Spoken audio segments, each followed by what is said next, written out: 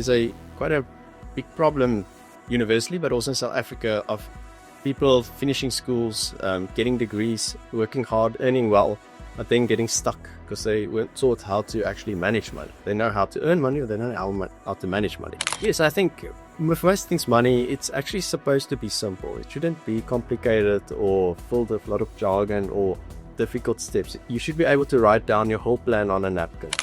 My mission is to empower 1 million South Africans to reach financial freedom. Meet Money Marx, a financial educator who spent years uncovering why people work hard, earn more, and still stay broke. Because if you have problems managing money, more money is not going to solve that. It's not going to help you at all. It's just going to amplify your problems. It comes back to that foundations of doing the simple things right consistently. And I think that's actually an advantage starting out with, as a student or starting out in your employment where you don't earn a lot. It's actually a good thing because you can learn how to get by with that little that you have. You've lost everything and you're starting from zero. What's your first move that you'd take? Say I'm an 18-year-old. I just finished school.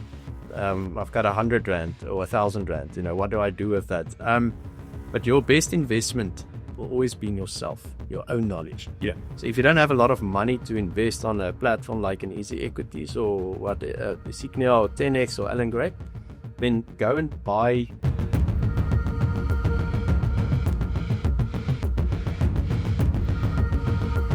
This podcast only grows if people who find value from it choose to support it. So if you feel like you're getting value from this podcast, please show your support by hitting the subscribe button. And let's go on this journey together of creating financial freedom. Subscribing really helps us to be able to grow and bring the best guests and best interviews that we know will bring value to you. All right, back to the episode. So that's my introduction of you, but I think you can introduce yourself better. Just tell us who you are, what exactly it is that you did.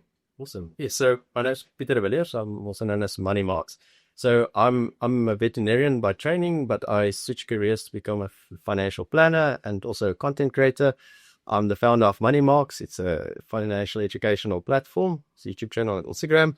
But I'm also the co-host of Honest Money that I co-host with Warren Ingram, where we also share financial education.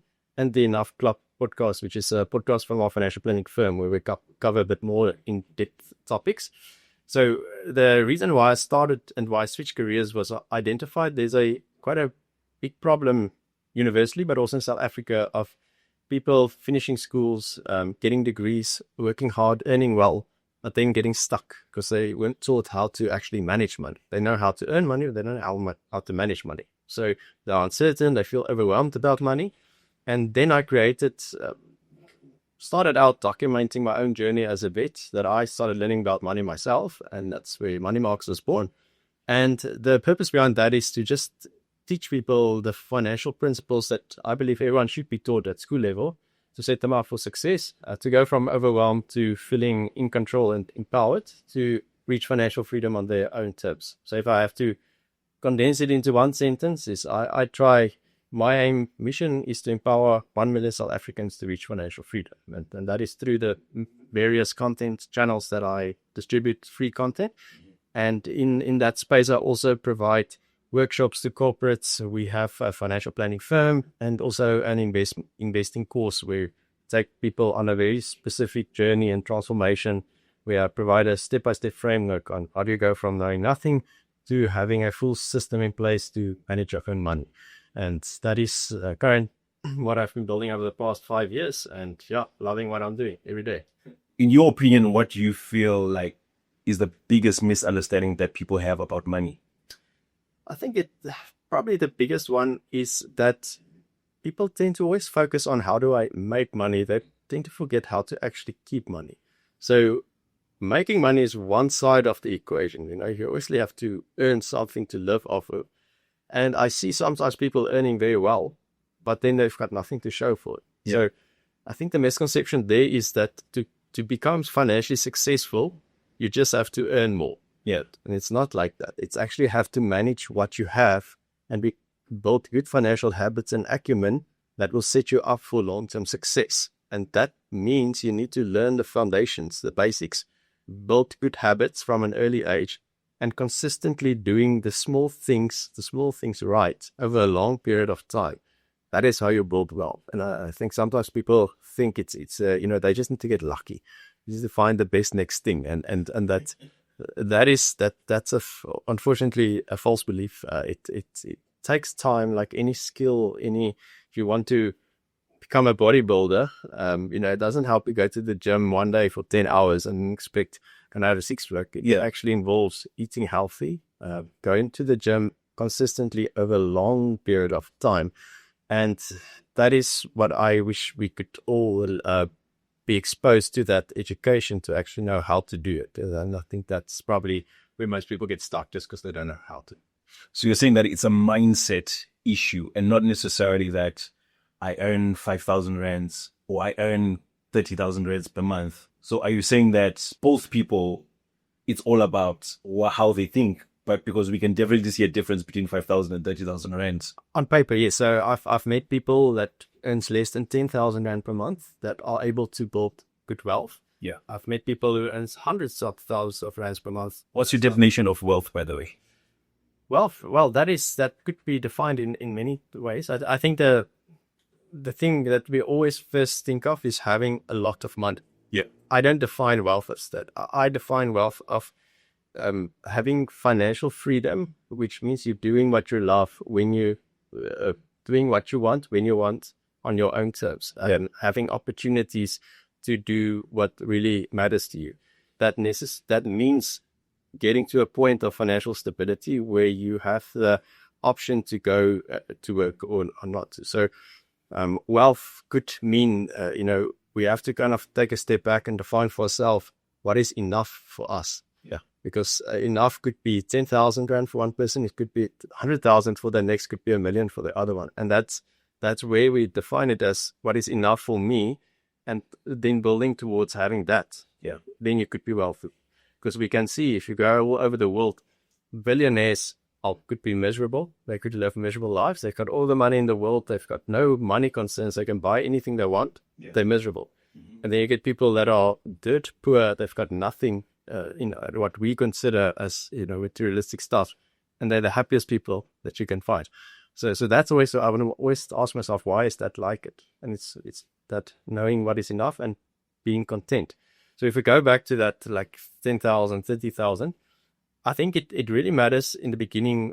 If you can learn how to manage little well, then you'll be able to manage a lot better. Because it comes down to the habits of how do you manage your money, as opposed to the quantifiable amount that you earn. Yeah. Because if you have problems in managing money, more money is not going to solve that. It's not going to help you at all. It's just going to amplify your problems. Yeah, that song would be supposed to say more money, more problems. Yeah, more money, more problems, exactly. So it comes back to that foundations of doing the simple things right consistently. And I think that's actually an advantage starting out with, as a student or starting out in your employment where you don't earn a lot. It's actually a good thing because you can learn how to get by with that little that you have. Yeah. And if you can build those apps and you stick to it as your income increases, obviously you can adjust your lifestyle and also have fun.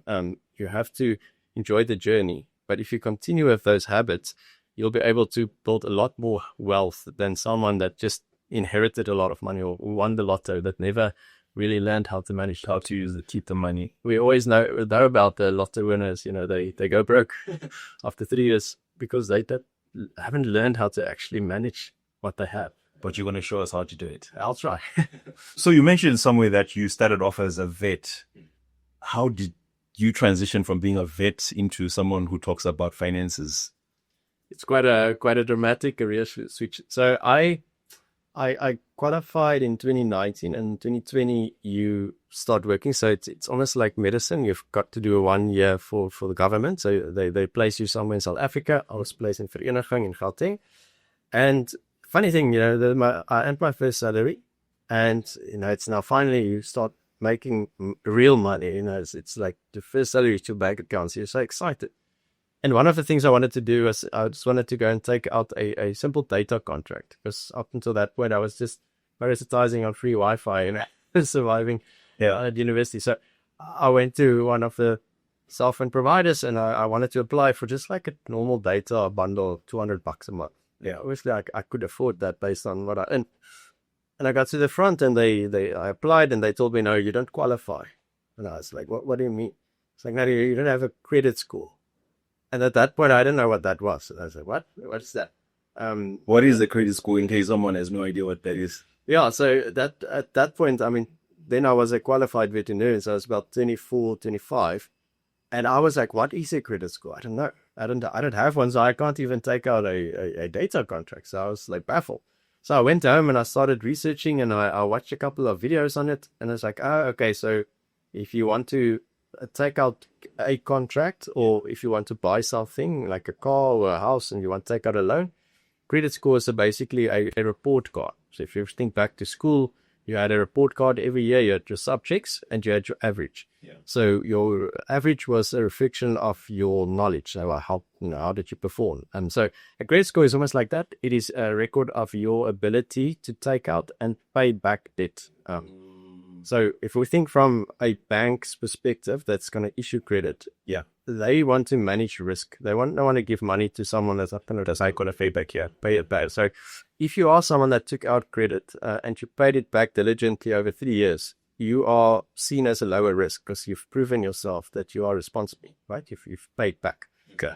Now, someone that hasn't done that, like me, who didn't take out any credit, because in my mind, if I don't have to take out debt, I'm responsible. That's what general wisdom will tell us. But from their side, there's no records, so they don't know. It might be that you never took out credit, you're responsible, but it might be that you're not. So if you don't have a credit score, then they automatically see you as high risk, which means that either they're not going to approve a loan at the bank or at a provider where they give you something on contract that you need to pay back, or they will, but they're going to charge you a very high interest rate. Seen this with car loans and homes and stuff like that.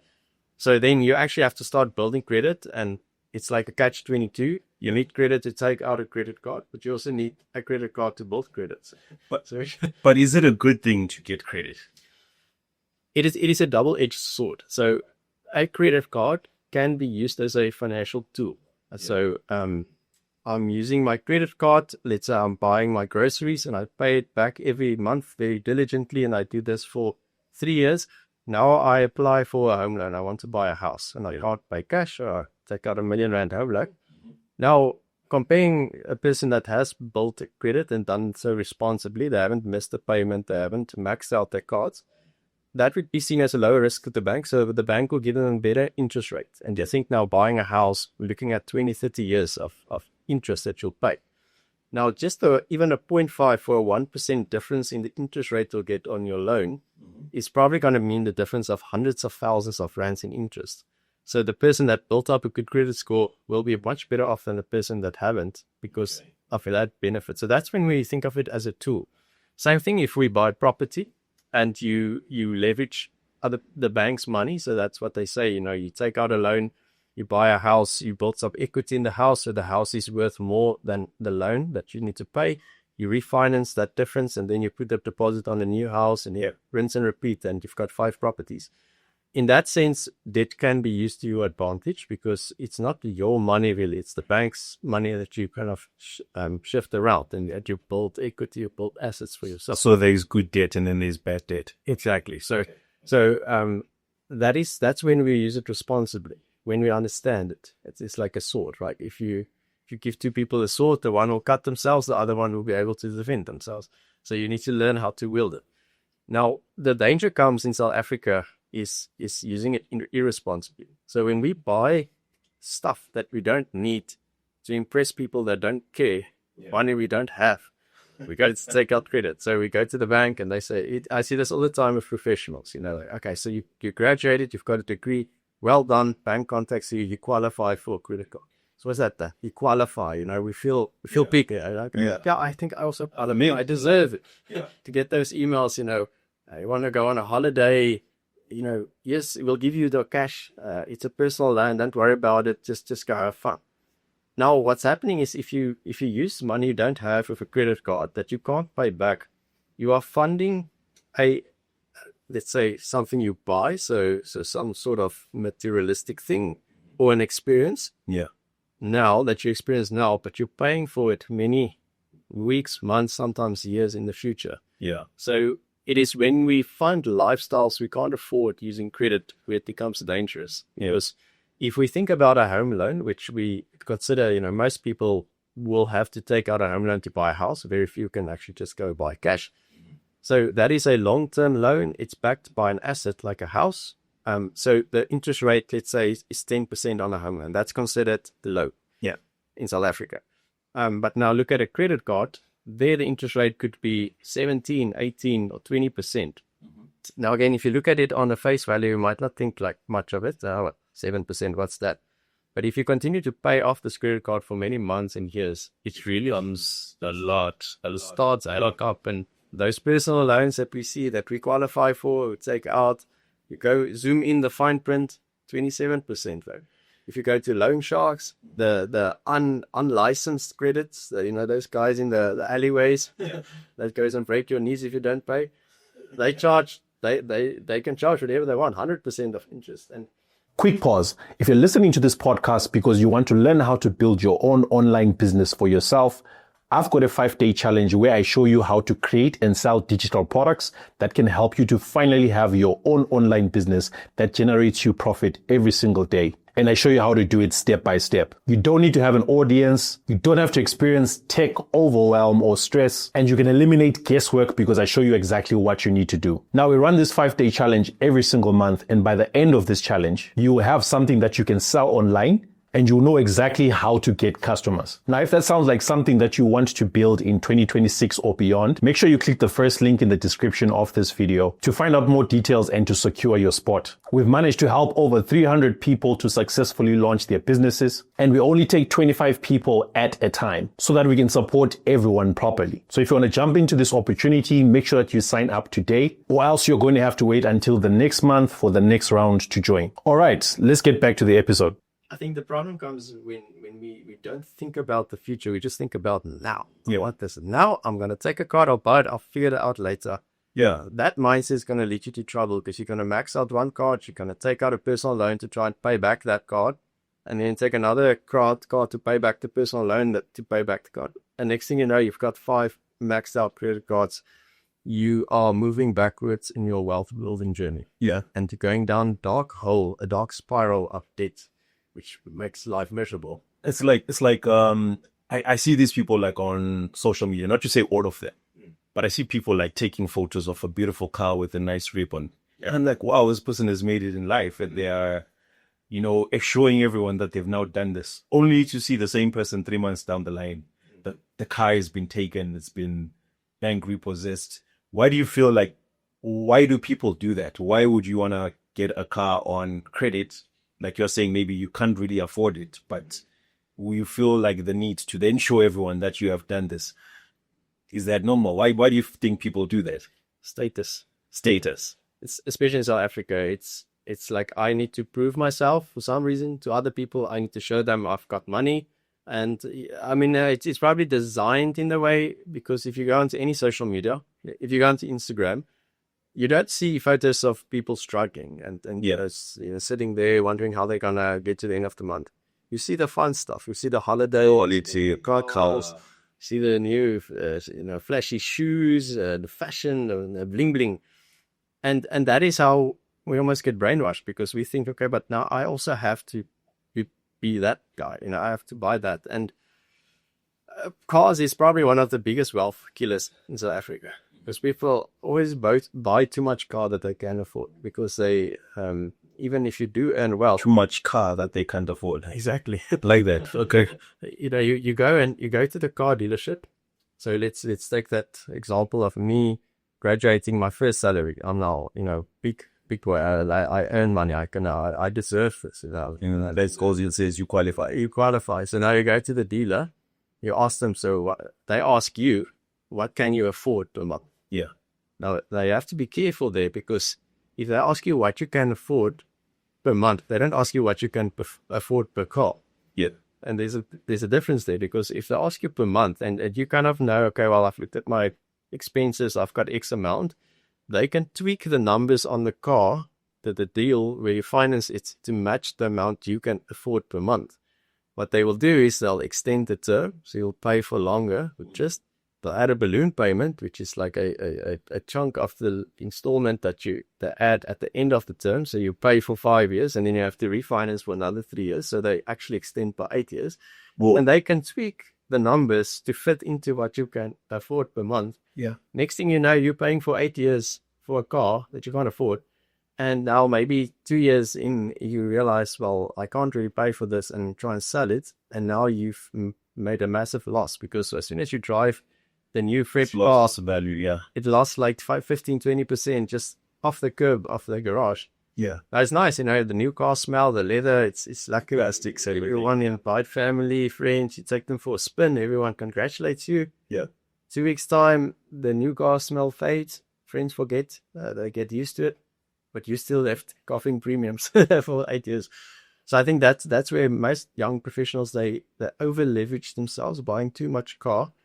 And then they get to a point where they struggle to get through the end of the month because they can't buy food because they're paying for a car. Yeah. So what happens? Credit cards.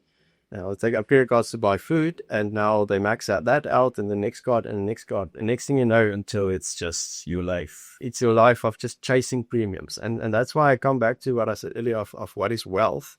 It's not necessarily having a lot of money, it's having a lot of opportunity. Because if you feel I'm only working to pay off the bank, it's kind of miserable, it's not really a life. It's because you're trying to pay for stuff you enjoyed 3 years ago. And that's why very few people are able to actually save and invest, not necessarily because lack of income, it's because a lack of discipline of managing money well. In South Africa, that's the average savings rate is less than 1%. No, that's nothing. So it all comes back to that. What are you trying to do? You're trying to impress people. Less than 1%, as in like less than 1% of people are saving, or No, the amount, the average savings rate. It's rephrase it like that. So if I have 100,000 rand, I save 1,000 rand. So that percentage of income, is that low? yeah, that's very low. Okay. What's a healthy savings rate? What does it look like? I'd say, like, if you start out and you're still young, so let's say in your 20s, you've got a long time for your money to work for you. You need to at least try to get from between 10 and 15% of your after-tax money. So the money that hits your bank account should go towards savings and investments. And if you start later on in life, as you, maybe in your 30s or 40s, that savings rate jumps up sometimes to 20, 25, 30. You only start saving if you're 50 years old and you want to retire at 65, you almost have to save like 70% of your income. And that is just to provide for a retirement, which means I can stop working. I can gain freedom. But can people really save? I mean, like, some people we spoke about this earlier, some people maybe are earning just 5,000 rands per month compared to someone who's earning maybe 30,000. And to me, in my head, it makes sense that the one who's got 30,000 has got more money after whatever expenses. But so can that person who's got 5,000 are they able to save? They can, and they do. I think it's percentage wise of relative to what you earn. So let's maybe go back to where people spend money. So there's something called the Maslow hierarchy of needs. It's like a pyramid. It's, if you think like food, what they taught us in grade 3, there's carbohydrates at the bottom, and then you've got your veggies and your fruits and fats and protein. So if we think about our Maslow hierarchy of needs, where do we spend the most of our money? So the bottom, Safety, I think. a foundation, that's one of them. So the very bottom of the pyramid is survival. Yeah. I need to eat food, I need shelter, and I need maybe transport to go to and from work, to earn money, to pay for my food and my shelter. So that's like the very basic form of survival. I need to be able to fund that. On top of that, once that is checked, we go into security, like you mentioned. So okay, now I thinking about insurances. I think about medical aid. I think about maybe moving to a safer place where there's not too much crime and violence. So that's like security. We move one level up, then we get to social. So that is now, I want to be part of a community. I want to have friends. I want to have social interactions, go for drinks on Fridays. Yeah, that's there. And then at the very top of the level, there's what we call self-actualization. That is where you reach your full potential, where you've covered all of these basics, and you're now at a point where you spend money on the stuff that develops you as a person. So personal development courses, there's even studying, I would always put that there as well. So let's use that 5,000 versus 30,000. person who earns 5,000 will be at the bottom of the pyramid. They just need to survive. Yeah. Because you need to eat, you need shelter, you need to be safe. So, 5,000 Rand can stretch to an extent, but you still need to pay for food, and food is expensive. So probably the type of food that you can eat is different to the guy that's earning 30,000. Now, in theory, yes, the guy that earns 30,000 will be able to save more because he's got quantifiably more rands in his bank account. Yeah. But it's not always the case, because as you earn more, your lifestyle inflates as well. Because now I'm not eating that anymore, I'm eating this. Yeah. And to stay there, I'm staying here. I'm not going to drive that old Skadonki. I'm going to wear this. I'm buy the BMW. Yeah. So now, yes, they earn more, but they're also spending more. So it goes to the differential of the amount. There's a book called The Millionaire Next Door, which is very nice. It has a lot of value, where the author interviewed normal people, ordinary people, not billionaires or CEOs, your normal workforce, like your teachers, your nurses, your janitors, that actually has become dollar millionaires when they retired. Not on high salaries, but on normal, livable wages that you can cover maybe the first two sections. But they learned the habits of saving whatever they had, even if it's 100 Rand a month or 500 Rand a month, they learned how to save. Yeah. And most likely earning 5,000 Rand, it's not going to get you very far, which means that you can only cut your expenses as much as you can, because you need to build a savings differential. Savings meaning income minus expenses. Yeah. If you can't cut expenses, you need to increase income. Okay, that is where you need to start then thinking, okay, sorry, I am earning 5,000 a month. I'm grateful for my job, but how can I try and increase that? What skills can I build to become, to deliver more value that I can earn more? Now, it's difficult in South Africa. We have a almost 40% unemployment rate. It's very much different than what we see in America and the UK. So there are a lot of obstacles for many people to overcome that. But I do think that if you still are able to save something on 5,000, you're probably and you can maintain that habit, you will be much better than someone earning 30,000 once you get to that point as well. And it's about that habit of trying to live below your means, whatever means that might be. If we think about as a student, if you studied, you probably stayed in a little room, you ate very basic food. For me, it was 2-minute noodles and a really sauce students eats 2-minute noodles. So that was my jam. God, eat it now. I'll overate it. And you were happy, drinking Rikoff. That was what you had. It was the Frisco. And you're a student, you were happy, you were content, because that was your frame of reference. Yeah. But now you'll fast forward 10 years later, and if you reflect back on those times, and I think, I'll never drink that. I'll never eat 2-minute noodles. I'm about that. I won't sleep in a dorm bed. And it's just because the lifestyle has inflated. So do you think, is there a framework that people can use when it comes to saving, so that it doesn't matter whatever level you're at, 5,000 or 30,000 or even more? So I think it's maybe more so the sequence of steps to follow to build wealth. I think that's probably, so before we can really save, we need to understand the flow of money. We need to know what's coming in, and we need to know what's going out. Yeah. And most people, if you ask them, what do you earn? They'll be able to tell you. They're like, yeah, more or less I get this in my bank account, because, that's what they focus on. If you ask them, what do you spend? Very few of you will tell you, or be able to tell you that. If they do, they'll kind of ballpark, maybe this and not.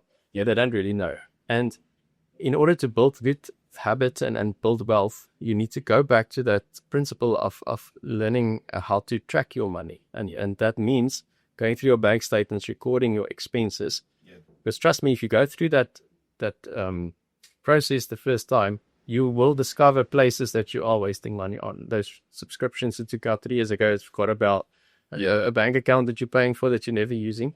And you can start saving up a little bit of pieces of cash that was leaking that you didn't even know about. So that's step one. And then you'll be able to see, well, if this is what I'm earning and this is what I'm spending, the math is fairly simple. You need to spend less than you earn to save.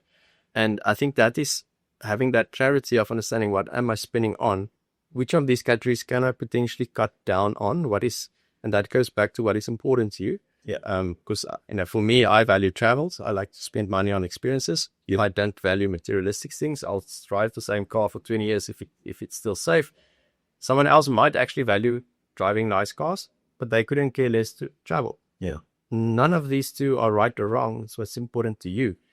So for spending money on the stuff that's important to you and then cutting back on the stuff that's not, I think that's where you start. And once you have a margin of savings, now you need to decide what to do with that. Where does that go? Yeah. So that takes us to the next step. If you have bad debt, as a credit cards, personal loans, overdrafts, those interest rates that are like 15% plus, you want to pay that off as quickly as possible. Because if you think about it, I don't know if you've ever driven a car. If you got into the car and just started driving and the car it didn't move, and you realize, oh, handbrake. Yeah. So that thing is holding you back. It's holding you back. So you can probably move with the handbrake up. I haven't tried it. I don't think it's going to be good. If it works hard, I would advise it. Unsolicited advice. They don't use it. Don't try it. Probably going to break the gearbox, but or the brake pads. It's going to move, but it's going to be slow and painful. You'll probably start hearing the brake pads screaming. Yeah. So if we try and build wealth with that debt, that bad debt, it's like that. It's like we'll probably move, but it's going to hold us back. Why? Because if we think about investing, and we're investing for the long term, and we are realistic of our expectations of what we can get, let's say 10% per year in the stock market, but you're paying 17, 18% on a credit card, it's not meeting, you moving backwards. So losing, yeah. So before thinking about investing, you need to focus on killing that bad debt first. Once that is done, is building up an emergency fund, a cushion, so that if life happens, or let me rather say when life happens, because it will, and there's a financial crisis that you need to take care of, you don't go back into the credit cards to fund that. So you build up a cash buffer, usually about 3 months of expenses, and only then are you actually ready to invest. So where do you put that cash buffer? Do you put it in like your normal bank account? Like there's the savings account. Yeah. Okay. See, I will keep it simple. In your bank savings account, it depends on the person. So if it's someone that, if you know why I'm asking that, because most people are like, I've done this, I'm guilty of this many times. You put it in your savings, like spend an hour later, you get it back. Like that's right. Yeah. So that it depends on the person. So let's say you've got two types of people. You get those that if they see money in the bank account, they're going to spend it. Yeah, it's just by nature they know they've got it, so they'll go if they see a special on Black Friday, one day only, the money's gone. Yeah. For those type of people, I'd say create a artificial barrier from between you and the money. So that means maybe thinking about something like a 7-day notice deposit, which means you have to give 7-day notice before you access it. Sometimes it's not always ideal in an emergency where you need money to pay. So what you can then also do is on an investment platform, they would have something called a money market fund, which is like a type of investment that invests like a bank savings account in different savings accounts. Yeah. And you deposit money into that. And you will, if you want to take money out, you have to send in a notice, and it takes about a day or two to pay out. So now the difference comes in is those that are scared to spend everything that they're trying to save. Following that strategy actually now leads to the point of, if you want to spend, you have to think about it. Yeah, just money. It's not just there. You have to ask for permission. You have to submit. That makes sense. So what type of account is that?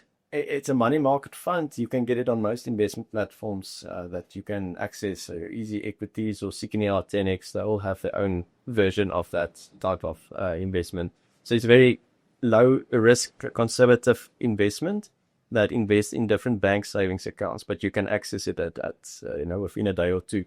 Okay. So I would say then that would probably be better for that person. So you set up a debit order to start building that emergency fund. But if you are someone that knows that if I keep my money in this savings pocket with my bank, I know why it's there, rename it to emergency fund, and you're not going to spend it out of habit, then that should be fun. Also, for those that struggle to save and keep money, I like to apply what I call a 24-hour rule. So instead of, let's say you go on to take a lot and you see something and you want to buy it, you add it to your wish list. But instead of going to check out and buy, wait 24 hours. That's That's a good rule. Because what's then happening is when we think about making money decisions, we've got our logical brain, Yeah. our left side, and then we've got our emotional brain.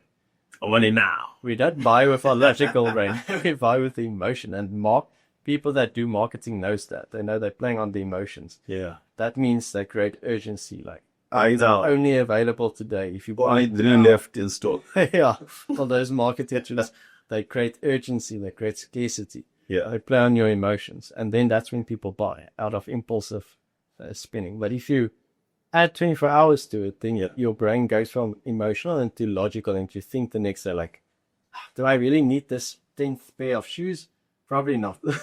So having said that, do you think that people are broke because they don't earn enough, or because they are not knowledgeable enough? Probably it depends on the person. I think a combination for many. For the most, it is not lack of knowledge. Yeah. Because broke basically means I prefer negative net worth. I owe more than I own. Yeah. So I've got loans and stuff that I need to pay off. I don't have any assets. Negative net worth. So that could be because of circumstance. I'm earning little, life happened, medical emergency, family emergencies. I just had to take care of it. I had to take out debt. That's completely understandable. But I think the knowledge is to understand, how do I get out of that?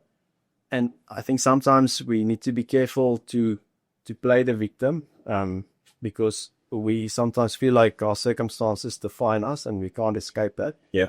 But then we do see people that has escaped their circumstances, that has gone above and beyond where they came from, and they've made a massive success.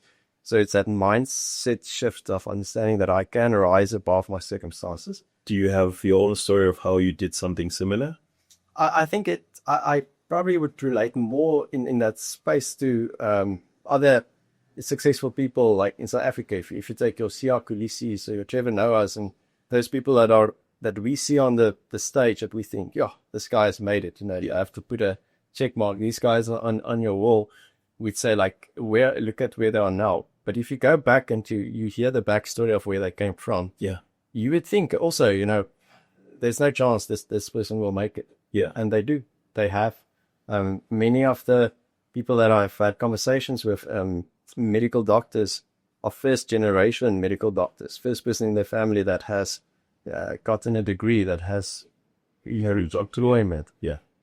Coming out of very tough circumstances, and they've made it. They found a way. It was tough. It will be tough, but they made it. So I think it's understanding how to get out of that situation, but then also knowledge is only as valuable as actually implementing the knowledge that you have. And that comes down to your mindset. You have to believe that you can do it.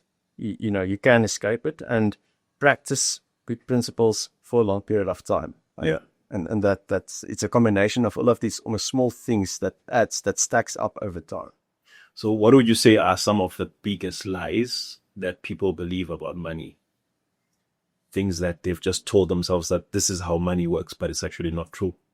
It's a good question. So probably that investing is only for the rich. I think a lot of people believe that. They almost give up before they even try. They're like, yeah, I can't invest. I don't have any money. Why even bother? I'll just YOLO in the moment and hope for the best tomorrow. And then they get older, and then life happens. And in South Africa, the statistical, again, back to the standard, only 6% of Africans can comfortably retire. What does that mean? Is when I reach 65, I can't work anymore, I can continue living the same standard of lifestyle. That's what they mean. Only 6%. So one.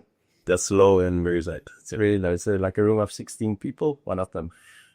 So that by nature already tells us it is going to be tough. It is going to go against the grain of what everyone else is doing. Because if you do what everyone else is doing, probably part of that other 94%.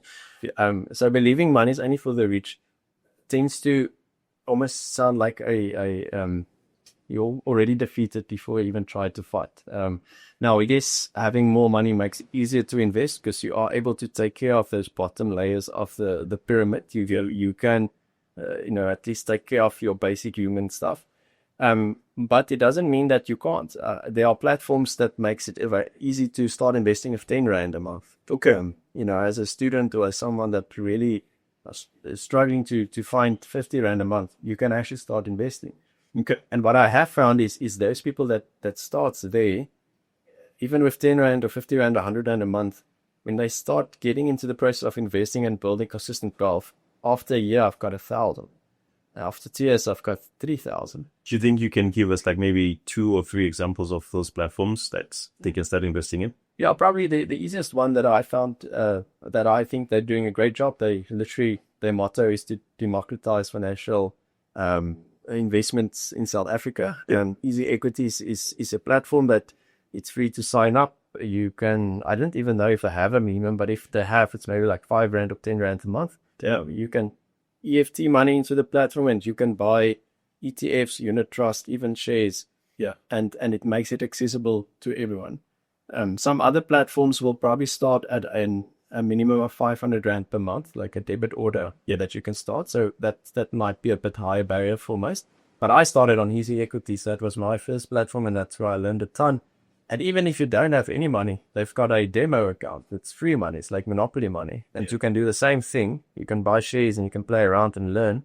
But it's not costing you anything, and it's also not making you. But you see the same return. So when you say like buying shares, is it like, does it work the same way as Forex? Like you're buying Forex and then you see it going up, going down, bullish, bearish, stuff like that? Some of the principles, but when we talk about Forex, we're probably thinking more about trading, which is like shorter, almost like I'm buying this and I'm expecting it to go up and then I'm going to sell, or it's going to go down, I'll buy again in the short term.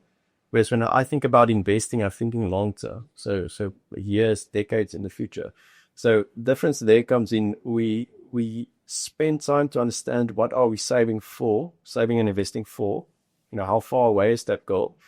And then we look at what type of investments will give us the best chance of reaching the goal at that point in time. So then we look at the asset classes, different building blocks of an investment portfolio. Yeah. This is now shares, property, bonds, cash, crypto. Yeah.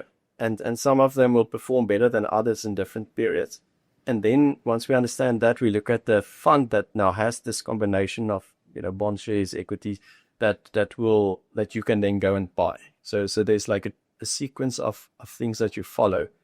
And then the act of buying an ETF or index fund is as easy as you upload money into the account, and then there's cost to buy, and you can buy 10 Rand of Woolies shares if you want to, or you can buy 10 Rand of S&P 500, which is the top 500 companies in the US.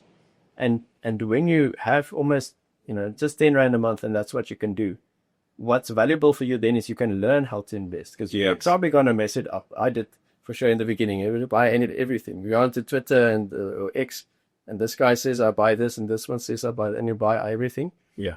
And then later on, you start actually learning what to buy and how to do it the right way. And of course, it's better to buy it when it's 10 when it's 10 Rand and not 10,000. Yeah, exactly. Because if you buy 10 Rand and you lose 100%, you lose 10 Rand. But if you buy 10,000 Rand, then sure, it's going to sting.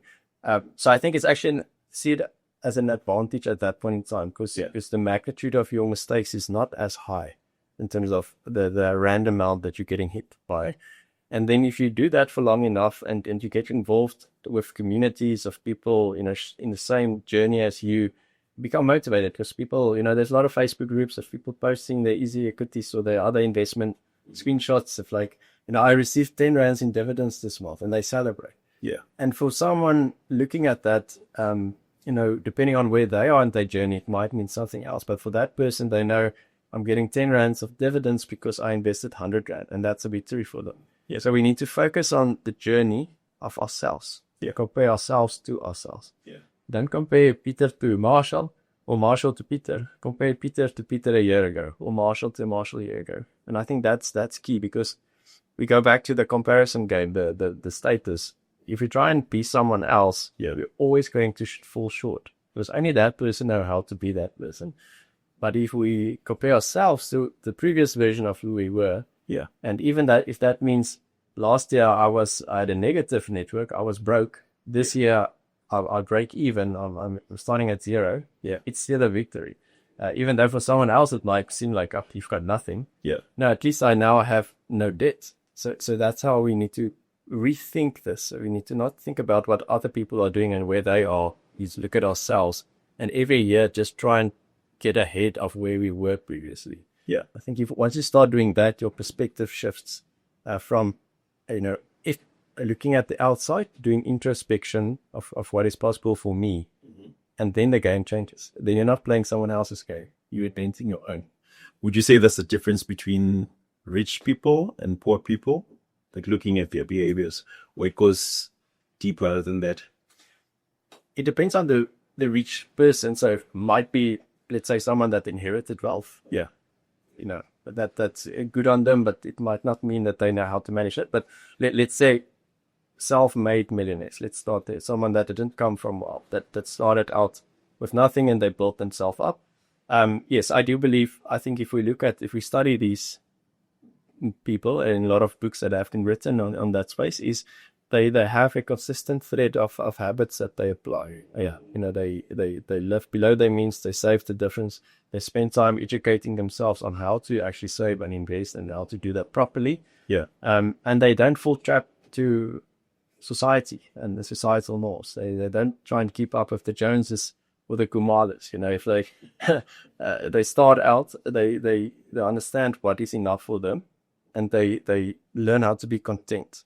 And I think that separates maybe the mindset of someone that we see success as being successful, that earns a lot, and someone that's poor.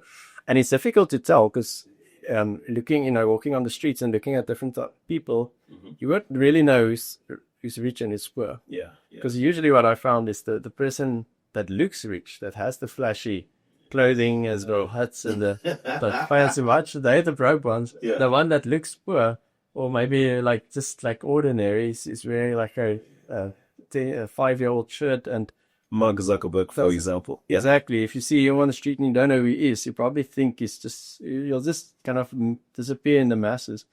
But they actually have a mountain of wealth behind them, because they understand that true wealth is not your outward reflection of what other people think of you. It is what you build in the background, in the dark. They don't really want to show. Rich people don't really want other people to know they're rich, right? Because then they're probably going to start asking for their money. So that comes down to, they've managed to get to that point because for many years, sometimes decades, they've learned certain things, that what is really important in life, and they've changed their mindset that society oftentimes tries to convince us otherwise. Are you able to give us like a simple money system that you believe every African should know and should use when it comes to their finances? Yes, I think with most things, money, it's actually supposed to be simple. It shouldn't be complicated or filled with a lot of jargon or difficult steps. It should actually, you should be able to write down your whole plan on a napkin. That's almost what it boils down to. And it can be as simple as that. So in America, there's a person called Dave Ramsey. He's like a very old guy talking about money. He's built a whole career around it, helped, I assume, millions of Americans. Yeah. And he developed something called the 7 baby steps, which is like a very easy process to follow that anyone can follow to build wealth. And what's nice about consuming American and UK content in the finance space is about 80% of finance is universal, but that 20%, there's a difference in your country, what is applicable to you. Yeah. So I took that 7 steps and I recreated it into 10 steps, 10 baby steps. I stole that. 10 baby steps to financial freedom, South Africa. Okay. So the steps that after my own research and after working through this myself, I found that step 1, we touched on this earlier, you have to have a budget. You need to understand what money is coming in, what money is going out. Yes, that starts with clarity. You can't build a plan if you don't know where your money is going. So that means going through your statements, tracking your expenses, and getting clear on how much is actually into your life and exiting your life. Yeah. Step 2, I'd say build up a small cash buffer. Let's call it 10,000 Rand. Just 10,000 Rand in savings that you keep in your savings account or your money market fund, just to absorb any small emergencies that might happen. Yeah. Step 3 would be to go and pay off that bad debt. So credit cards, overdrafts, personal loans, kill them off, because it's almost impossible to build wealth or having that dragging you down. Step 4, go back to the emergency fund. Now bump it up to 3 months. So if you've done the budget exercise, I spent 20,000 Rand a month. All right, so 3 months of that means I need 60,000 Rand in savings. So now what you've done now at this point is you've lived below your means. You've got a margin of savings that you deployed that to build up a small emergency fund, killed off debt. Now we go back to pumping up that emergency fund to 3 months. So that's a first 4 steps done. That is your foundation. If we think about building a house, we don't start with the roof or the walls. We start with the foundation. We dig a hole and then we lay down the foundation because that's what's keeping the house upright. If we get this winds if you experience in Cape Town, we wanted the house to continue standing. So that's our foundation, the 4 steps. Now we get to maybe step 5, and this is now South African specific. The best investment vehicle that I think every South African should strongly consider is called a tax-free savings account. It is an investment vehicle where you can add up to 36,000 Rand per year or 3,000 Rand per month. That will grow completely tax-free. Now, I know we all complain in South Africa about how much taxes we pay. We don't want to pay more taxes than we have to. So this is one of the ways that the government actually helps us. And they brought it, they created this investment a couple of years ago to incentivize people to actually save and invest for their futures. Okay. So you can put up to 3,000 Rand per month into that. Correct. So that's now my step 5. Mm-hmm. Once you've maxed that out, we go to step 6. Now we go and look at something like a retirement fund. It's called a retirement annuity, or if you work through an employer, they may have a pension or provident fund. Now, retirement annuities does very similar thing like a tax-free savings account. Your money also grows tax-free. Yeah. But what's nice, all the money that you put into the retirement annuity, it lowers the taxes that you pay. That year, you get a tax deduction. And then when you file your taxes in August, you'll most likely get a tax refund. So SARS actually gives your money back because you are now saving for your future. Yeah. Why do they do that? Because if we don't provide for ourselves, if we reach retirement, they need to take care of us, the government. And we know the government already has financial trouble to do so. So they'd rather incentivize us in the early days to save for our retirement, and the way they incentivize us to give us these tax concessions, these tax advantages. Mm-hmm. So tax-free and retirement annuity grows our money tax-free. Retirement annuity reduces the taxes we pay, so we actually get a tax refund, which you can then reinvest in your retirement annuity. So it's like a snowball. And these are the 2 main retirement investment vehicles that you can build wealth. Yeah. There's a lot of other rules around it, but I don't want to go too deep into that. I would say those are kind of like baby step 5 and 6. Now, once you get to a point where you are investing, let's say 15% of your net income into these 2 vehicles. Mm-hmm. Now, again, it will depend on what you have or how much you earn. Let's make the maths easy. Let's say you earn 50,000 Rand a month. 15% of that is 7,500. 3,000 goes into the tax-free because it's the maximum, and then 4.5 goes into the retirement annuity. Once you've matched that 15% mark, then you can go into step 7. That is to actually now start saving for goals. Yeah. Saving for holidays, saving for cars, saving for travel, saving for kids' education. And it might sound strange, why is this only at 7? Because that's what everyone always starts off. That's step 1 for everyone. It's like, I want to buy a car, I want to go on holiday. The reason why it's so late is because we need to pay our future self first before we pay our present self. Because if we don't think about our future before we spend today, we're going to go into this whole cycle of what everyone else, the 94% of people that can't retire. So if we take care of our future self and we put that 15% towards retirement, then we can start saving for our short, medium, long-term goals. Now, depending on what that might look like, you'll see how far the goal is in the future, and you'll have monthly amounts that you save up for that. Yeah. Now, that is probably where most people will end. They'll get to baby step 7, and that's where most people will kind of stop. But if you do get to a point where you have done that, you're saving 15%, you still have your emergency fund, all of that, all your goals are funded, then you can move on to maybe step 8.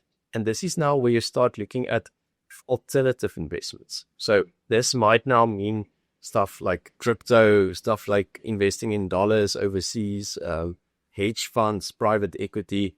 these kind of niche type of investment and asset classes that usually will give us a higher potential return, but also for higher risk. Yeah. Again, a lot of people jump to these type of investment vehicles in baby step, in the first step, because they see online, someone told them they made so much money with this crypto, and now they think they go running after that.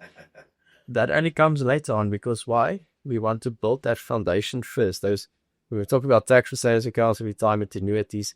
We're talking about investments like equities, buying companies that have proven themselves to be stable for the long term. It's like buying shares into your Apples and your Microsofts and your Teslas.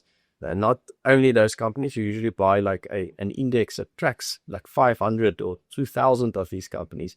That is still part of that foundation. But if you do have excess money now, after all of the goals, then you can start maybe diversifying. We call it diversifying into these alternative investments. Usually I'll say not more than 10 to 20% of your total portfolio. That's baby step 8. Baby step 9 is now, once you've done that and you still have money, you could think about paying off your house early. Yeah. Now that might be another thing that people are like, what? You only pay your house early? Baby step 9. Shouldn't you be paying extra into the bond as on the stuff? Save on interest? Yes, maybe. If you do the maths, you'll see, but if I add 1,000 rand to my bond a month, I'm saving tens of thousands of rands in interest. That is true. But what I've also seen in reality is a lot of people buy a house too soon in their lives when they couldn't really afford it. And now they're paying, let's say they bought a house as 25 or 30, and now they're paying for 20 years just to pay the house off. That's the only investment they make, is just paying off the bond. Yeah. Now they get to the age of 50, you've got a paid off house. Nice. But you can't eat the bricks in retirement, right? The house is not going to produce money babies. So you also have to have an investment portfolio that actually funds your retirement so you can earn money. So the reason why I'm putting it so late is, I'd say, obviously going to pay off the bond as you would normal, but instead of putting extra money into the bond, rather divert that into investments so to start building up an investment portfolio, because there's a lot of opportunity costs of starting too late with your investments. Yeah. If you are young, you've got time. Time is your best friend over the long term to compound your money. So, but let's say you do have more money at that point, pay extra in the bond, pay that off early. And then we get to baby step 10, which kind of wraps up the process, but it's also something that could be applied throughout. And that is where we give back. Yeah. Give back could mean physically, like, in rands and cents. It could be tithing, it could be donating, but it could also be your own time. It could be your skills that you donate. And the reason why we also want to get to a point where we give back and not just accumulate is because money can sometimes have a hold on us. Right? If we make more money, we want more, we want more, we want more. And then you get to that point where you find billionaires that's miserable because money can buy happiness to an extent. It can take care of your shelter, and it can take care of your security and your social status and your financial freedom fund. Yeah. It can do all of those things, but there come a point in life where more money doesn't equal more happiness. And I think as humans, we are designed to be social creatures. We are designed to have an impact in the world. And then instead of just hoarding cash that you would never be able to spend, rather give back. Because again, 1,000 rand for you at that level might change your day, might, make you happy for the day. You could buy something nice. You can go for a fancy dinner. But 1,000 rand for someone starting out could change the entire month. They could feed them for a whole month. So the magnitude of the value of that amount is much bigger for someone at the bottom.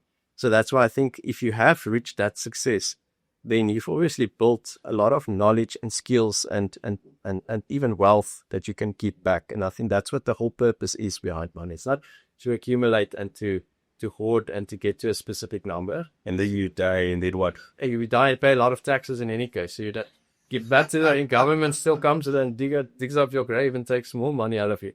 It is actually to leave an impact, a legacy. And I think that is where money really becomes valuable, is where you can use it to help other people and nothing. So that's why I put it at number step 10. Not because you have to wait until then to give back. You can start at number 1 and give a percentage of your income away. I think, in fact, if you are able to do so, do it, because it's just it's weird. If you start doing that, you almost remove that barrier of trying to hold onto money, and it liberates you from the desire to have more. Can I take you back to step number 5? You say the tax-free savings. Yes. Who qualifies for that, and how do you get that? So anyone can open a tax-free savings account. You can, in fact, open one for your newborn son if you have one. You have to be a South African resident, so you have to be born in South Africa, a tax resident. And most of the investment platforms have that. We talked about Easy Equities. There's Signia, there's 10X, there's Alan Gray, there's many others. So it's not with a bank, but it's with these other.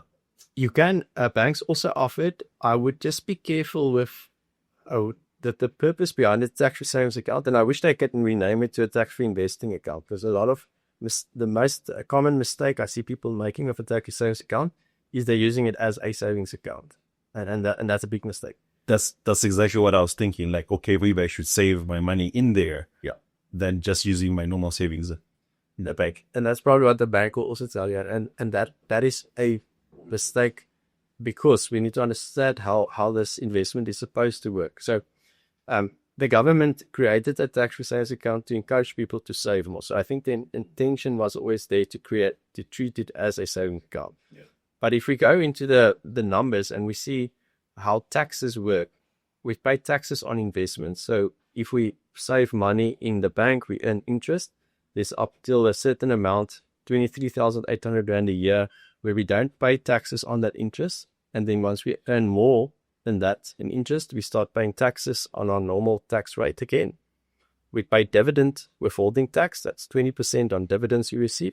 Yeah. Do we pay capital gains taxes? That is when we make a profit, when we sell a share or an ETF at more than we bought.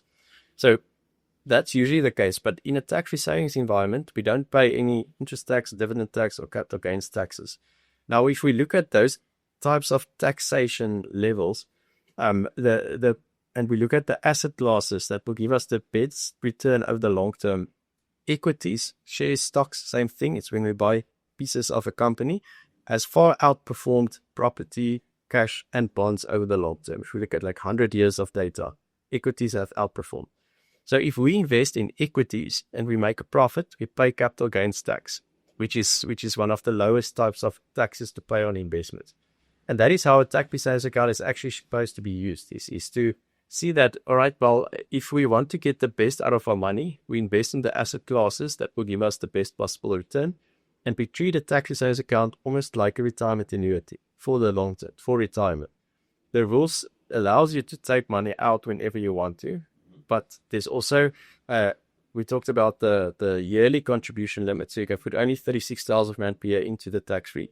If you put more than that in, SARS clubs you with a 40% tax penalty. So you have to be careful of that one. You don't want to burn your fingers. But also over your lifetime, there's a 500,000 Rand lifetime limit. So if you put 36,000 in every year, you'll reach the lifetime limit of 500,000 in about 13 odd years. Now, then it's done. Then you can't put anything extra in. And if we run the numbers, you put it in a savings account, with your bank earning 6%, or you put it in a share portfolio earning 10%, that 4% difference that compounds over 20, 30 years, let's say it's a guy in his 20 or 30s that opens it up. Yep. That's a difference of millions of rands just by investing in shares instead of cash for the long term. So that's the one thing. The second thing is, if we treat it like a savings account where we put money in and take it out again, we're actually robbing our future self, because we've got that lifetime contribution limit. So where we would have been able to put 500,000 Rand in totality, if we put in and take out, we might only have been able to put in 100,000 Rand. And again, compounded over many decades, that could be the difference of many hundreds of thousands or even millions of rands. And the third thing is, when we put our money in the bank earning interest in the cash savings, we already get a interest tax exemption where we don't pay taxes on interest up to 23,600 Rand a month.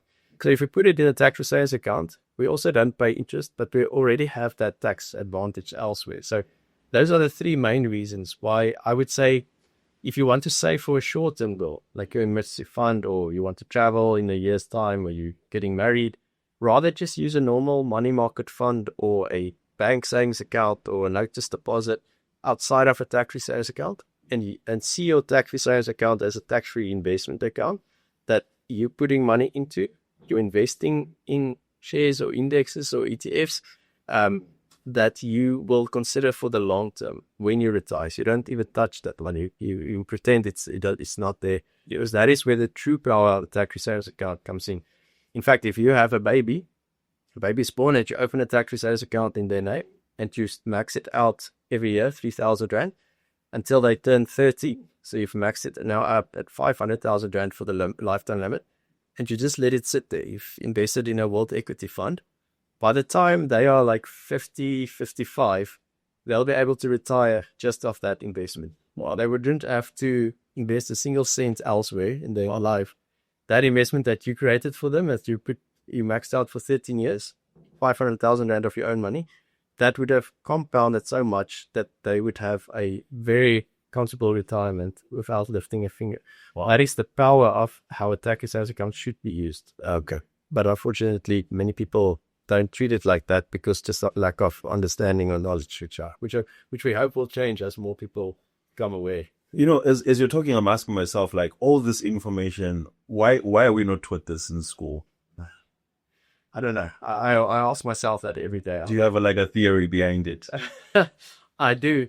I guess it is. I mean, we get taught a lot of valuable stuff at school. I'll give them that. But I think the school system is just outdated. It was created kind of like in the Industrial Revolution, where in the time where factories was developed and people were taught certain ways of thinking to become employable.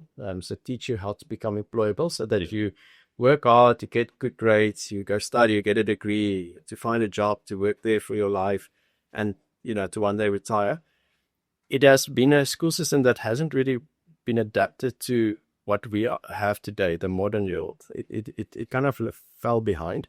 And I think, if we think about my parents when they were my age, internet wasn't as accessible as it is now. So you didn't have your easy equities that you can invest. So you kind of had someone new that's going to help you invest your money, and you just kind of blindly trusted that they would have your best interests at heart. Yeah. And you didn't have access to information. We do now have access to information. And I think that's the great thing about YouTube, because it's free. Anyone can watch it. I just wish the school could start implementing these personal finance lessons, because we think it's, even if you study a finance type degree, actuarial science, accounting, business studies, you'll think those people know how to manage their money. But they don't. They don't. Yeah. Because they don't get taught personal finances, the stuff with silk about. They don't. So there's no curriculum teaching you that. Probably the only one is actually financial planning, which is where you help other people do it. So personally, I feel it's intentional. Could be. Do you have a theory, Marshall? I do. I feel like as much as everyone wakes up and goes to work, I feel like money is a control mechanism. So I don't want to be in conspiracy theories or anything like that, but I feel like there are some people who need to have more money than the rest.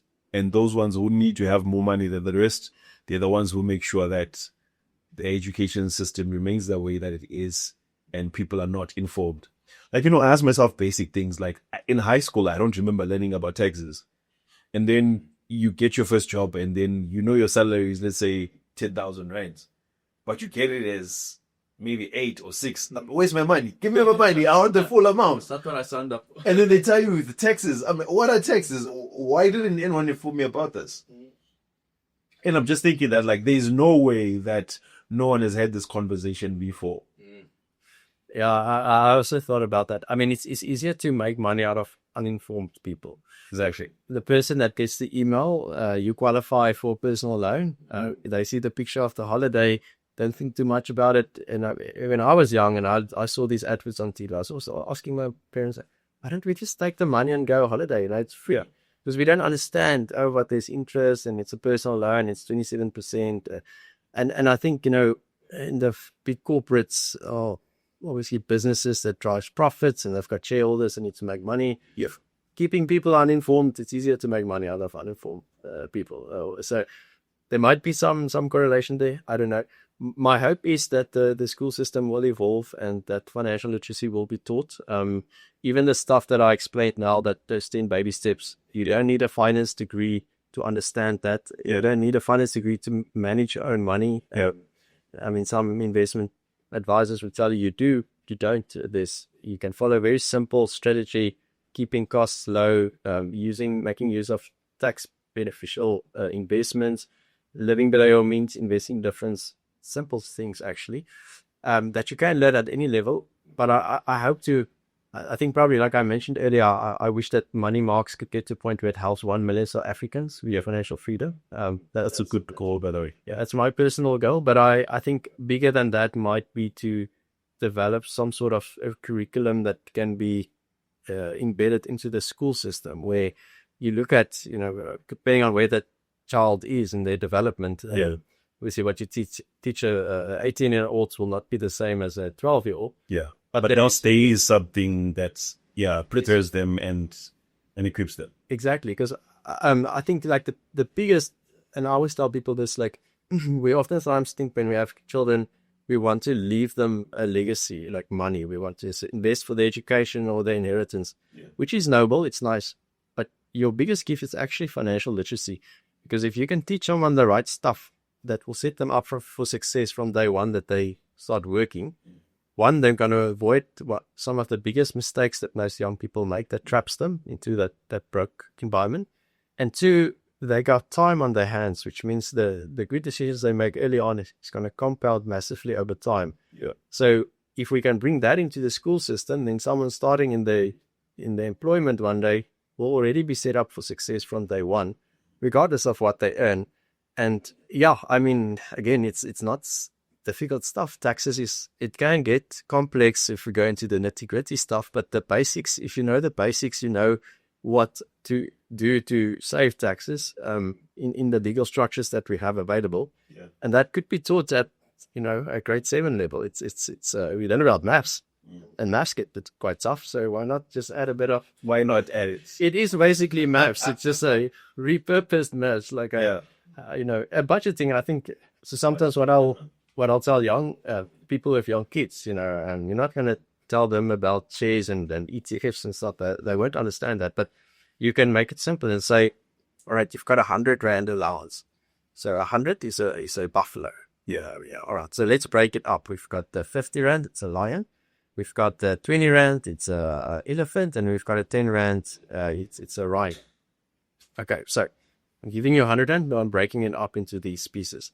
50 Rand. The lion you can go spit. You go to the shop and you go buy your sweeties or your games. That's yours to pick.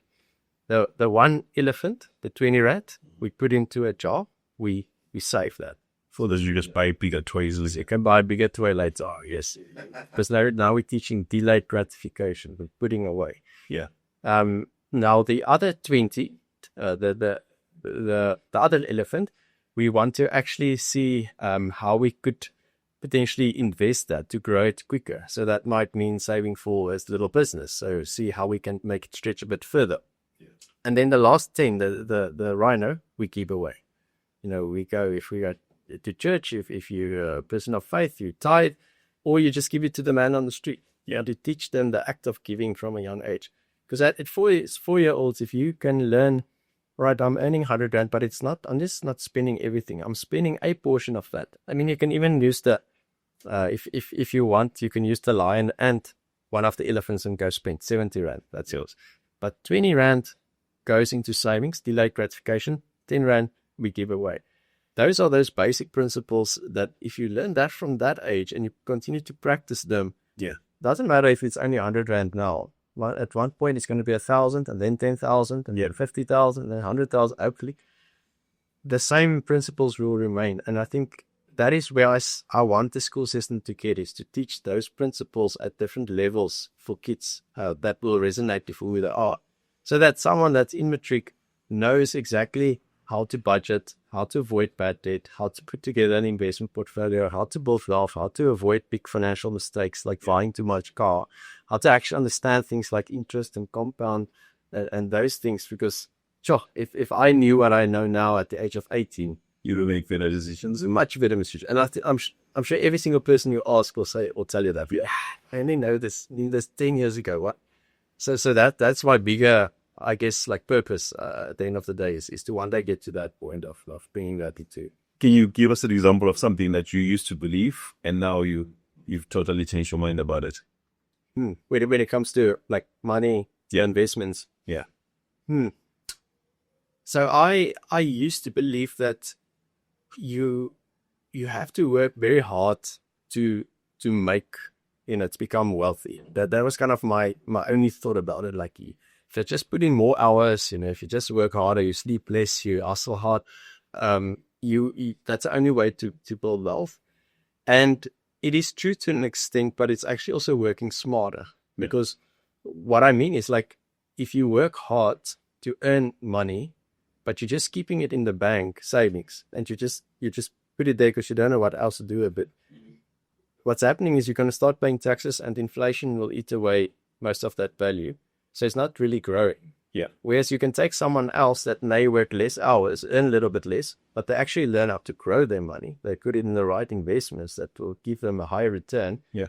Over time, in the first couple of years, the guy earning more will probably beat the guy earning less. But that one will stagnate and this one will grow exponentially. And the one that knows how to invest properly is the one that's working smarter. Yeah. And I think that's a paradigm shift that happened for me up until fairly recently, like until since I started working as a vet. You only have so many hours in a day to work to earn income. Yeah. You actually also need to spend time to learn how to grow your money, because then you leverage time and compound, and that's the eighth wonder of the world, essentially, according to Albert Einstein. So that's probably the thing that in my own journey of learning myself and going through this self-exploration journey, what I discovered is work harder, work smarter. Yeah. Still work hard, but learn how to work smarter. And that combination is where you leverage your skills and time. We're talking a lot about taxes right now. Should a person who has just started a new business immediately register for tax?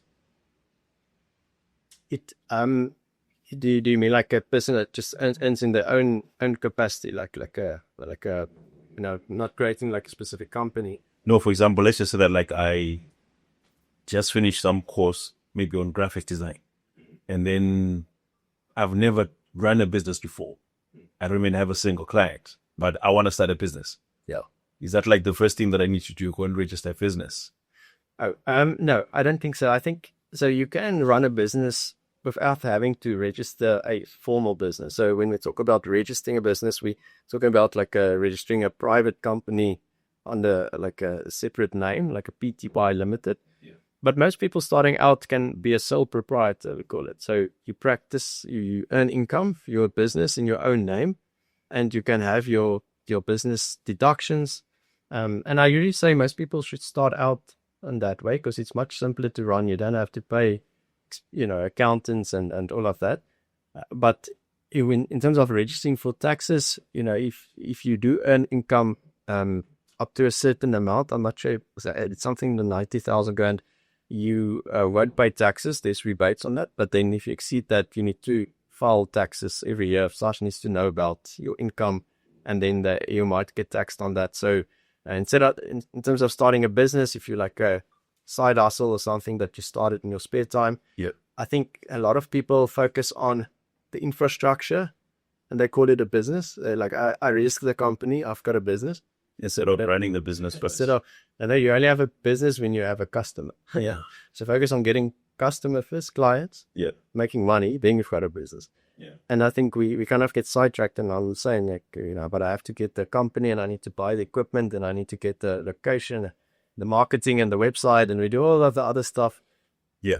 A business is only a business if you make money. So first get a proof of concept, right? Going off, okay, this is what I can offer. This is the value. This is how I package it. This is how I deliver it, and get someone to actually pay you for that. Yeah. Then you've got a business, and then you've got money coming in. Now you can start maybe thinking of formalizing it. But yeah, I'd say try and keep it simple in the beginning as far as you can. I have a personal story about that. Like, I started a business. Well, I came up with a business idea. Immediately I registered, paid someone to help. I didn't know how the process works. Paid someone to do it for me. got one client, and then the money went into my bank account. So that's proof that the business is real. It's a business. But the business didn't work. And then I think it was like 3 months later, I'm getting these notifications that your tax returns are due. But by that time, I had decided I'm quitting this thing. And so I then kind of learned that maybe there's a better way. I should have tested the business first before I just run around. Because now I need to explain to SARS, like, where's the money? What you doing? Like, what's going on? Yeah. So that's my personal story about that. Are there any scams that you feel people fall for when it comes to like investing? How much time do we have? No, there's many. There's all over. I think anything that's it's fairly simple. Like how, if it sounds too good to be true, it probably is. You know, we all know that saying. Yeah. So anything that seems like, you know, it's not going to take any effort or no skills, and it's just money landing in your lap, you kind of just need to apply some reason. Let's use an example. We see an advert of, you know, buy this course and you'll be rich. You'll be financially free. You know, I've got the secrets formula, what to build wealth. Just put down your credit card details and off you go. If we think about how are we making money, how do we earn money, is we need to offer some sort of value. Money is only the flow of money is in relation to the exchange of value. So let's say I come to your house to wash your car. I'm offering a service to you. You need someone, you've got a dirty car. I come there, I wash your car, I save you time, you pay me for the service. I've added value to your life, you pay me. All right, that may be $50. Now, let's say you develop some sort of, you're in an accident and you need to go for a life-saving surgery, and there's only one surgeon in the world that knows how to fix that problem. Now, that person will earn a lot more for that hour that they spent fixing that problem for you, because there's only one guy in the world that can do that. Versus the guy that washed your car for $50. So now we ask, okay, but why is the one earning more than the other? It's because the value that the surgeon offers is very specialized. The magnitude of the value is I'm saving a life versus I'm cleaning a car. Now, I'm not saying the one person is more valuable than the other person. I'm saying the act that they deliver, the value that they add is higher, and that means we get paid more. So when we think about these type of scams, it's usually like, if you think of someone coming to you and they're like, listen, I'm not going to do anything. I'm not going to spend time. I'm not going to work. I'm just going to want it easy, but you need to pay me. I'm going to laugh at him and chase him away. So then people that buys these courses, if they think the perception of, if I don't do nothing and I'm lazy and I don't have to work and I'm going to make a lot of money, you know, it's silly. It's not going to work. So I would say, like, just apply logic. There's a lot of scams, obviously. Usually it plays on the emotional side of people being desperate to earn money, to get out of circumstances. You know, that's why people gamble with money that they don't have. South Africa have a massive gambling problem. It's because they don't apply their logic, they apply their emotion. Like, yeah, but maybe I'm lucky this time. Let me just spin the slot again. So they sell that dream. So, I mean, there's a lot of stuff in the crypto space. I think online courses have received a lot of bad rap for that. Crypto and Forex, yeah. Crypto, Forex. And I mean, there are people that does it the right way. They are adding good value. So I'm not saying all of them are bad. There are definitely ones that really try and uplift people and teach them, you know, good strategies to follow. Yeah. I would just personally be cautious of the selling the dream, you know, especially if someone shows you the lifestyle they live now. Yeah. And promise you'll be like them by not doing anything, you know, it's just so, it's not going to work. Not in the world that I live in, at least. Or maybe I don't know the secret, you know, maybe I haven't bought the course, so I don't know.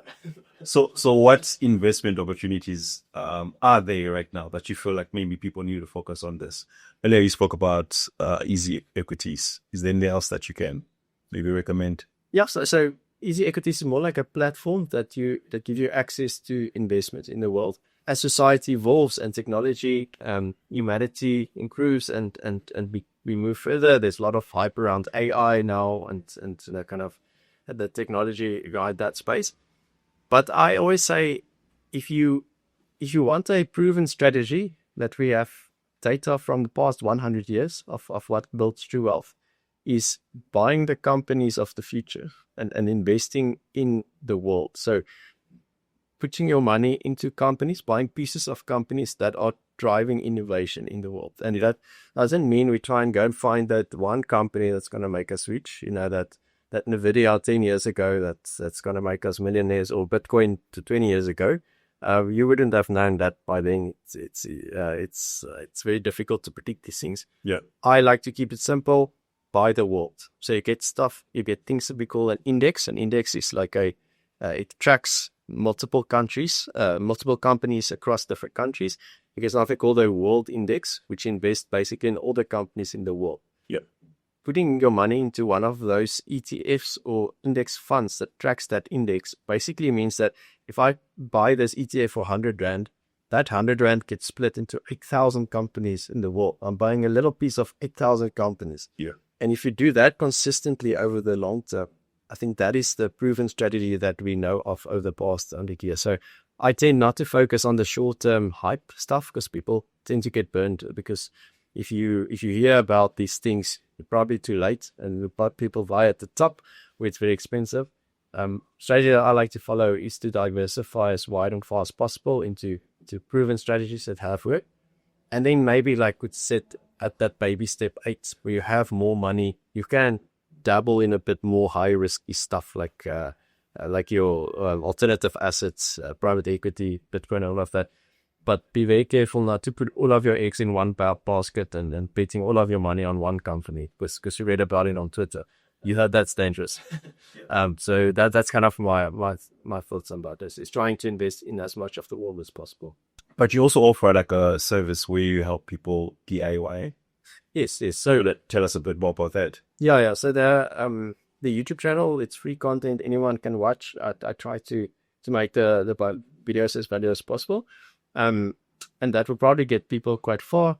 But I've also found that a lot of people, when they consume YouTube, it's scattered pieces of information. So learn about a tax returns account and retirement annuity and budget. So a lot of people want a specific formula, framework, a blueprint that they can follow from starting over here. Yeah. And I'm getting over here. I'm starting knowing nothing, and I've got a full plan in place.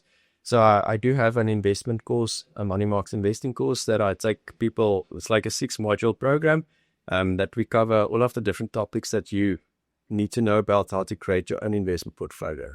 So that is something that I have spent probably 500 hours plus creating. It's been a long journey the past. It's a 500-hour course or more of time that you spent writing it.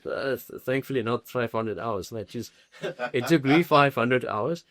And I condensed basically the knowledge that I have over the past 5 years as a DIY investor, but also as a financial planner, into a course that is about 5 hours long. So let's say let's call it 500 hours of effort, 5,000 hours of knowledge condensed into 5 hours of content. And what's the outcome people get from getting this course?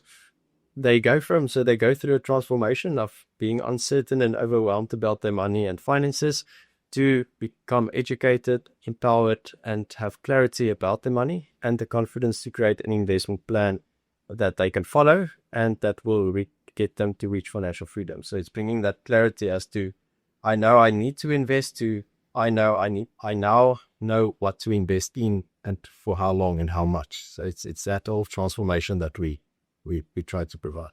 Nice. So I'm going to put the link to that exact course right here in the description of video. Just check below the video. You'll be able to get access to the page, sign up for it.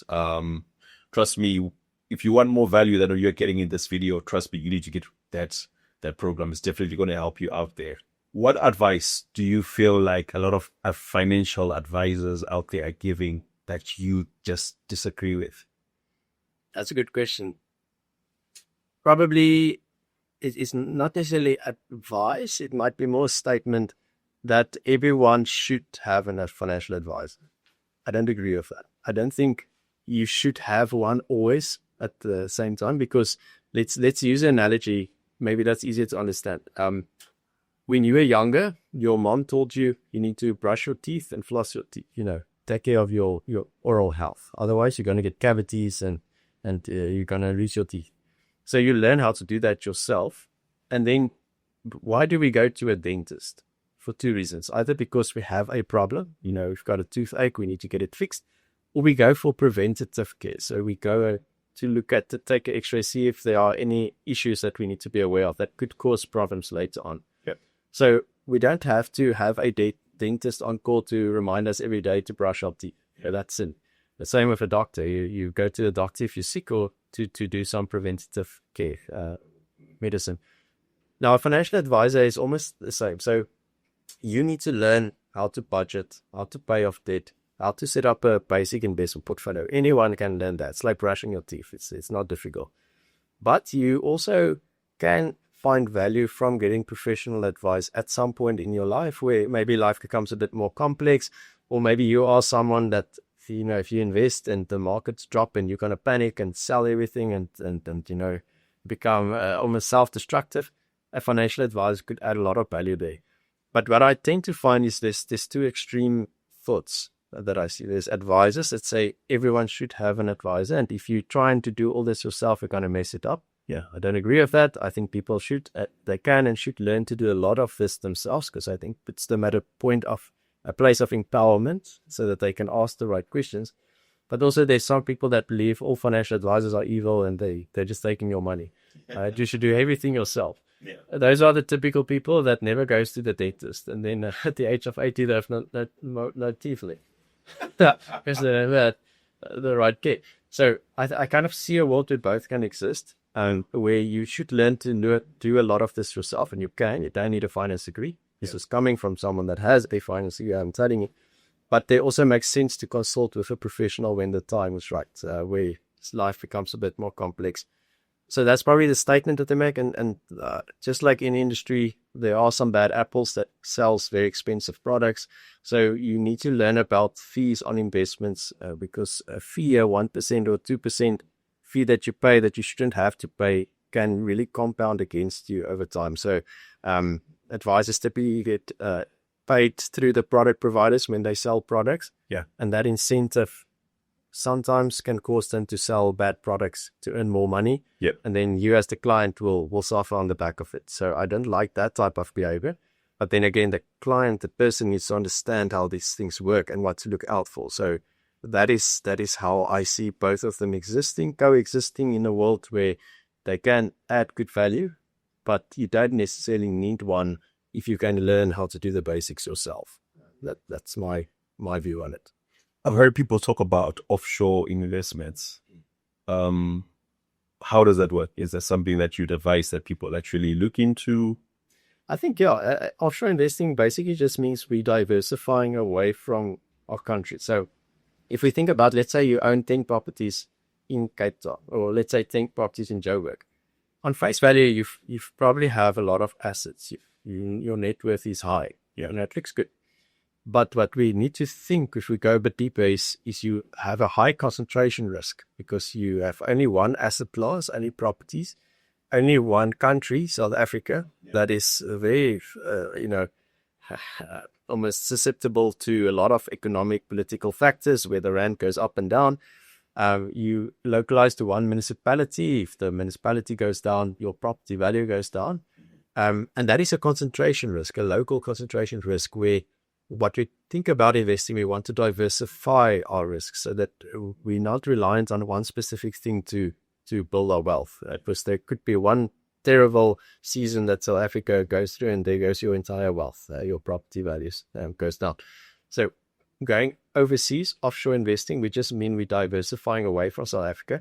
If we look at the global map of all the countries in the world, and we put all of South Africa companies together, we make up less than 1% of the world's investable markets. So if you invest just in South African companies, your Naspers, your Prosus, the big ones that we think is massive, we're actually only investing in 1% of the world. Yeah. Now you think, we don't have Apple here, we don't have Tesla here, we don't have Amazon, these massive tech giants. Yep. They are in America, some are in Europe, some are in India, some are in China. So that's the principle behind offshore investing. We're not investing offshore because we're running away from South Africa. We're investing offshore because we want to tap into these bigger economies and countries that could help our money grow quicker, because we're investing in bigger companies, better companies. We've got the US that has, dominated the world for many decades now, but they may not always be at the top. Maybe the next powerhouse is China or India or Brazil or South Africa, who knows? Probably not. But when we put our money in the international world, and what I said earlier is buying like 8,000 companies all over the world, we're tapping into these potential opportunities that we can benefit from. And then we're diversifying away from our local risks. So when we think offshore investing, we always think, yeah, but I need to buy dollars. I need to buy rands into dollars, and that's expensive. That is one way to do it, but you can actually still have access to these international companies by buying a fund in rand. You just buy a fund that has exposure to these offshore companies. We call them rand-denominated offshore funds.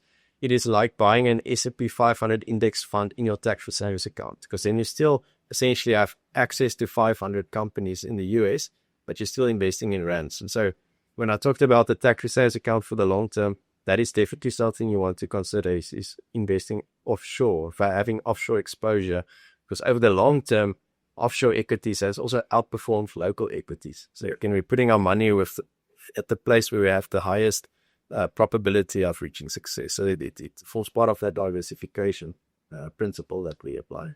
Okay. Let's make it super simple for maybe someone who's watching this. Let's just say that yourself, you've lost everything and you're starting from zero. What's your first move that you'd take? When building wealth. Yeah. Let's maybe say, let's take it a step further. I bumped my head. I forgot everything. I think it's not there. Because I'm amnesia. Because I probably would have made other choices when I knew what I know now. But let's say I'm an 18-year-old. I just finished school. I've got 100 rand or 1,000 rand. What do I do with that? We can talk about a lot of different investment vehicles. We can talk about tax savings and RAs and crypto and offshore and all of that. But your best investment will always be in yourself, your own knowledge. Yeah. So if you don't have a lot of money to invest on a platform like an Easy Equities or Signia or 10X or Allen Gray, then go and buy books about money or go and borrow and go into the library. It doesn't cost you a cent to open, if libraries still exist, I don't know. If they do, go get a card and go and rent out a book on money. There's many great books that you can. That you recommend? So yeah, a couple. So the 7 baby steps from Dave Ramsey, that's called the Total Money Makeover. There is I Will Teach You How to Be Rich from Kramit Sethi. That's a great beginner's book. How to Become Your Own Financial Advisor is from Warren Ingram. He's a local South African, so that's nice. It's got a local flavor to it.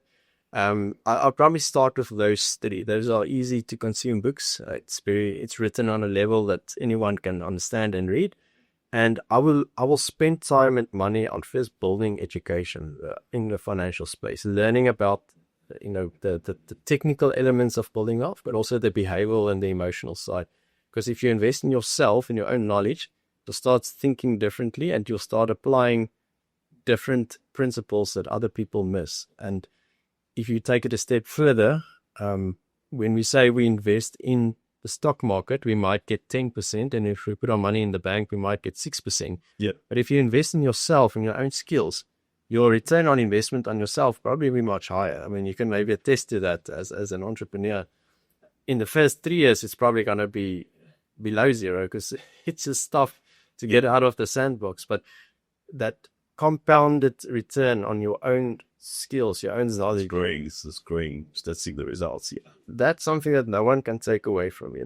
No one can, you can invest in the markets and the markets can drop by 30% and it will hurt. But if you think about your own knowledge and your own experience and skills, that's probably going to be your best investment. So with anyone starting out, I would start there. Is learn about money, learn how it works. And then once you start earning enough to be able to invest, then start learning how to put your money in the best places to make your money work the hardest for you. So you don't have to work your entire life, continue your entire life working for money. And that's, I think, the best investment, I would say. It's in yourself. Nice. And obviously, like, I've been asking you a lot of questions, but maybe there's something that you feel like there's something that I really need people to know this. That's really burning on inside of you. Like, no, they need to know this. Do you have something that you feel like you need to say to the audience that's just watching right now?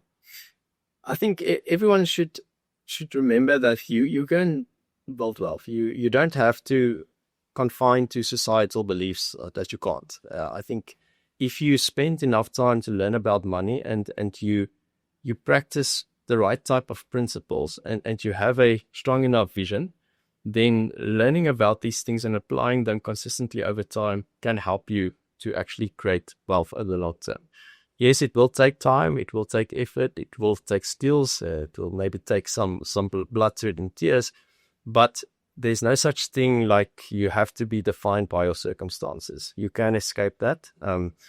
We have all been dealt different hands of cards. Some had it much easier than others, especially in a country like South Africa. There's very much a difference in divide. But just remember that if you invest in yourself and you enrich yourself with the right type of knowledge and you surround yourself with the right type of people, you get out of the toxic relationships of people trying to drag you down, then you can become successful. And you don't need to have a finance degree to manage your own money. That's probably the message that I'll want to leave people with is you don't have to wait for someone to tell you what to do with your money. You don't have to continue feeling stuck. You can learn how to do this yourself to a large extent. And in fact, you should put in time to learn how to let your money grow. So if you think if you're working 40 hours a week to earn a salary, how much time per week do you spend to learn how to actually grow your money? It's one thing to earn money, but it's another thing to grow money. So dedicate some time to also learn about how do you actually build long-term wealth.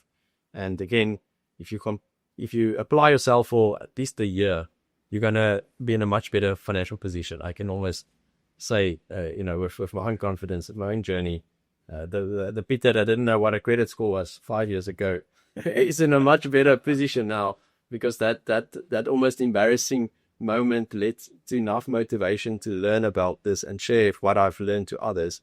And that's how we also pay it forward, right? You don't have to be an expert about money to help other people. I certainly wasn't. I created a video on credit scores. It was 2 days before that. I didn't know what it was, but I learned and I shared, and someone else didn't know, and people still watched the video. So you never too late to start investing either. If you feel like watching this in your 40s or 50s and you feel like it's pointless, no, it's not. Best time to plant a tree was 20 years ago. Second time, best time is today. So start. Just do it. We like Nike. So for the people who want to maybe work with you, how can they find you? They can, so this place would be Money Marx on my YouTube channel. There's a lot of free educational content over the past 5 years, a library of videos that I've created. I think that's a great place to start. I've also have Instagram where I share content in a different format. And for those that are in a place where, you are earning well, but you don't have much to show for it, or you feel a bit stuck because you don't know what to do next, and maybe time is a bit limited, and you want to have a proven framework to follow, I do have my investing course that I take you step by step through the process. As part of the course, the content, there's also a community and coaching calls with me where we really try and support you with your questions. So if you do want to take it a step further and invest in your future by investing in your knowledge, that will probably be the place to accelerate your knowledge as much as possible and condense it into time. So Money Marx YouTube, and that's where you'll find the rest of my content. Money Marx, Peter, thank you so much for being on the podcast. Learned a lot of stuff. I realize that there's lots of homework for myself, lots of things I don't know, but that's the reason why we brought you here, because you are the money advisor, the money expert. And personally, I've benefited, and I hope people are going to implement what we've learned today. Thanks so much for coming through. Thank you so much for the opportunity, Marshall. I appreciate it. Awesome. See. Awesome. We are done.